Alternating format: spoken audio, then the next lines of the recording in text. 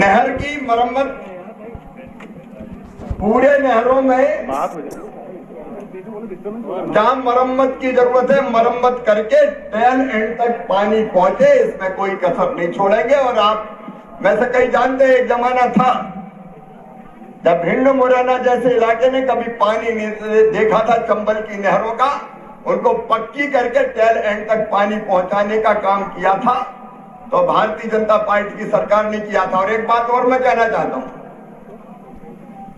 और वो भी ध्यान रखना चाहिए कि 2003-4 तक मध्य प्रदेश में कुल सिंचित जमीन का रकबा था 7.5 लाख हेक्टर। कांग्रेस, राजा, नवाब, अंग्रेज सबने मिला के जो सिंचाई की जमीन, जितनी जमीन में सिंचाई की थी वो थी 7.5 लाख हेक्टर, उसको बढ़ा के 45 लाख हेक्टर तक पहुंचा दिया और 65 लाख हेक्टर तक पहुंचाएंगे। कभी ऐसी सरकारें भी होती थी जो कहती थी कि नर्मदा का पानी छिपरा में नहीं जाएगा, काली सिंध में नहीं जाएगा, पार्वती में नहीं जाएगा। लेकिन आपने देखा छिपरा, काली सिंध, पार्वती और ऊपर अगर कहीं था तो हमने कहा नहर से नहीं जाएगी नर्मदा मैया, तो पाइपों में भरा भरा के चले चलो, मोटर से पानी खींचेंगे और किसान के सूखे खेतों की प्यास बुझाएंगे। तो सिंचाई में कसर नहीं छोड़ी, आगे भी नहीं छोड़ने वाले। और आगे फिर नहरों की व्यवस्था के बारे में आपने बात कही, उनको भी परफेक्ट किया जाएगा। कहीं मरम्मत की जरूरत है तो मरम्मत की जाएगी। अगर सिंचाई का समय आता है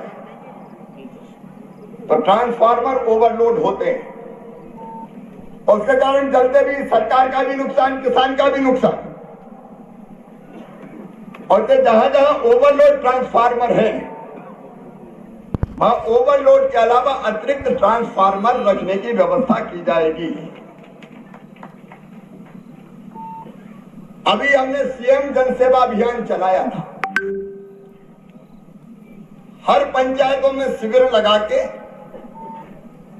अगर योजना के पात्र हितग्राही कोई छूट गए थे, अलग अलग योजना, केवल किसान की नहीं, नाम जोड़ के लगभग 88 लाख नाम जोड़े। अभी हमने जो शिविर लगाए थे उनमें प्रधानमंत्री किसान सम्मान निधि के आवेदन भी आए और मुख्यमंत्री किसान कल्याण योजना के आवेदन भी आए। हमने अनेकों नाम जोड़े और वो नाम हम आपको सूचित करेंगे कौन कौन के जुड़े हैं। लेकिन अगर कोई छूट गए हो तो चाहे प्रधानमंत्री किसान सम्मान निधि हो, चाहे मुख्यमंत्री किसान कल्याण योजना हो, सम्मान निधि 6,000 के अतिरिक्त मध्य प्रदेश में 4,000 रुपया मुख्यमंत्री किसान कल्याण योजना के भी किसान के खाते में डाले जाते हैं। और ऐसे नाम अगर छूट गए हो तो अभी जोड़े हैं लगभग 88 लाख ओवरऑल जोड़े हैं, जिसमें किसान के साथ गरीब भी हैं, तो उन नामों को भी जोड़ा जाएगा। और राजस्व के मामले में जितने भी राजस्व से संबंधित मामले हैं उन सब मामलों में पंचायत बार फिर से शिविर लगा के शिविर में ही आपकी समस्या का समाधान करेंगे, ताकि तहसील में और बाकी जगह किसान को चक्कर ना काटना पड़े। एक बार राजस्व के ही शिविर लगा देंगे, एक राजस्व के शिविर और एक बिजली की समस्याओं के, चाहे वो बिल हो चाहे बाकी हो, उसके शिविर भी अलग से आपने कहा है और मैं भी मानता हूं कि वो लगाए जाने चाहिए। तो बिजली के शिविर अलग से लगाए जाएंगे, राजस्व के शिविर अलग से लगाए जाएंगे।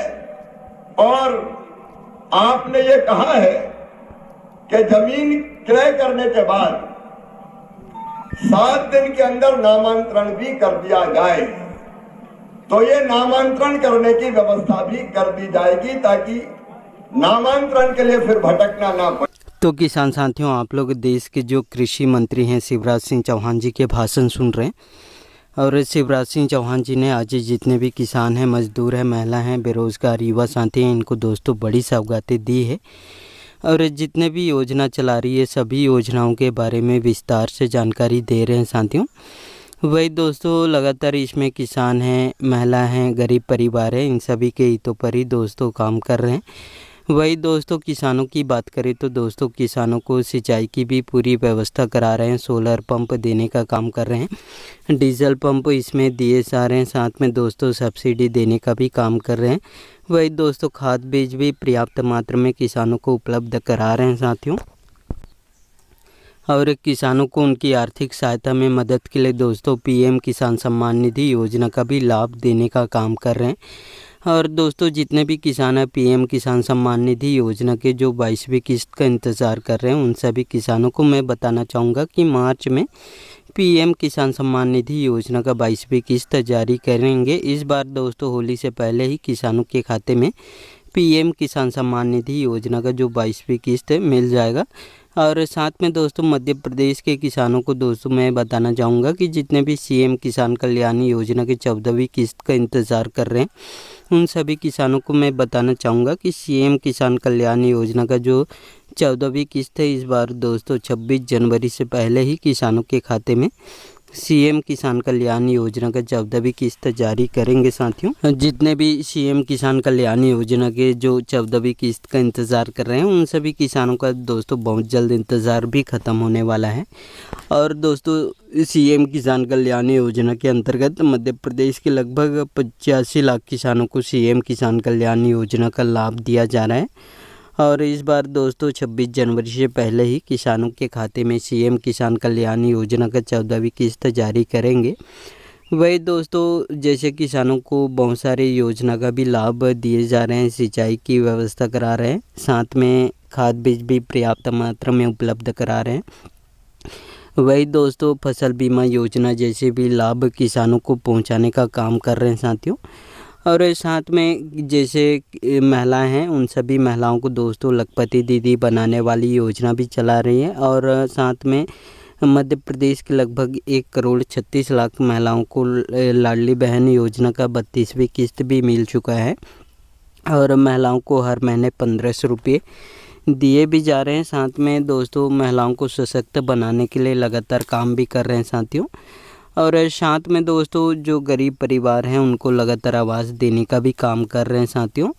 और इसमें पीएम मोदी ने भी 4 करोड़ नए आवास बनाने की इसमें स्वीकृति दे दी है। इसमें दोस्तों जितने भी जो गरीब परिवार हैं जिनको पीएम आवास योजना का लाभ नहीं मिला है ऐसे गरीब परिवारों को दोस्तों पीएम आवास योजना का भी लाभ दिए जा रहे हैं।